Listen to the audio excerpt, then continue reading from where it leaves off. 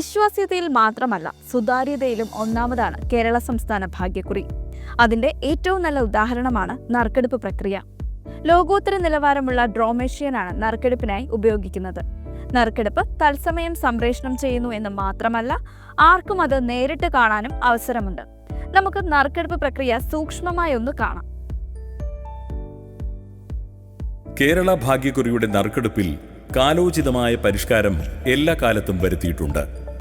ആധുനിക സാങ്കേതിക വിദ്യയുടെ വികാസം അനുസരിച്ചുള്ള മാറ്റങ്ങൾ നറുക്കെടുപ്പിലും കൊണ്ടുവരാൻ ഭാഗ്യക്കുറി വകുപ്പ് എല്ലാ കാലത്തും ശ്രദ്ധിച്ചിട്ടുണ്ട്. ലോകത്ത് തന്നെ ഏറ്റവും വിശ്വാസ്യതയുള്ള കൺട്രോൾ സ്വിച്ച് ഉപയോഗിക്കുന്ന മെക്കാനിക്കൽ ഡ്രോ മെഷീനാണ് കേരള ഭാഗ്യക്കുറിയുടെ നറുക്കെടുപ്പിനായി ഉപയോഗിക്കുന്നത്. ജനപ്രതിനിധികൾ ഉൾക്കൊള്ളുന്ന ജഡ്ജിംഗ് പാനലിന്റെ സാന്നിധ്യത്തിലാണ് ഓരോ നറുക്കെടുപ്പും നടത്തുന്നത്.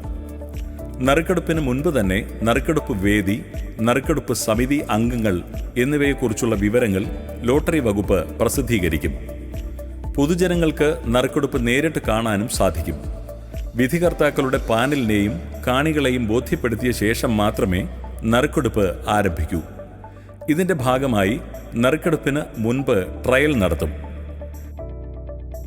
എല്ലാ അക്കങ്ങളും കൃത്യമായി രേഖപ്പെടുത്തിയിട്ടുണ്ടോ എന്ന് പാനലിനെയും കാണികളെയും ബോധ്യപ്പെടുത്തും. 1,00,000 മുതൽ 9,99,999 വരെയുള്ള നറുക്കെടുപ്പ് പ്രക്രിയയുടെ എല്ലാ ഘട്ടങ്ങളും റെക്കോർഡ് ചെയ്യുകയും ലൈവ് സ്ട്രീമിംഗ് നടത്തുകയും ചെയ്യുന്നു.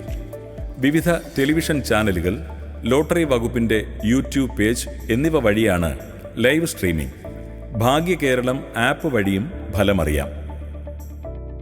ടിക്കറ്റ് നമ്പറുകളും സീരീസ് വ്യക്തമാക്കുന്ന ഇംഗ്ലീഷ് അക്ഷരങ്ങളും ഡ്രോ മെഷീനിൽ പതിച്ചിരിക്കും.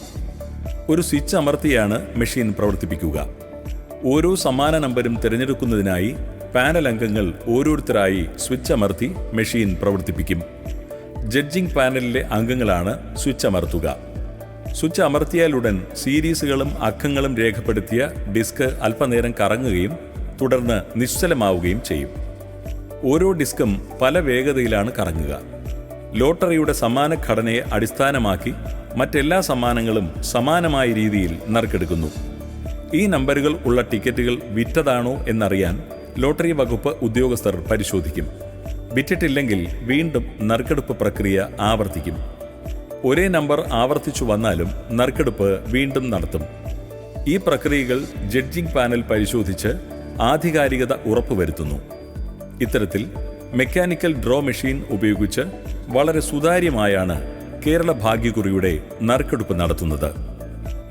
കേരള സംസ്ഥാന ഭാഗ്യക്കുറി എങ്ങനെയാണ് നറുക്കെടുക്കുന്നത് എന്ന് കണ്ടല്ലോ. ഇത്രയേറെ സുതാര്യമാണ് നറുക്കെടുപ്പ് പ്രക്രിയ. കേരള സംസ്ഥാന ഭാഗ്യക്കുറി വിശ്വസ്തം, സുതാര്യം, ജനകീയം.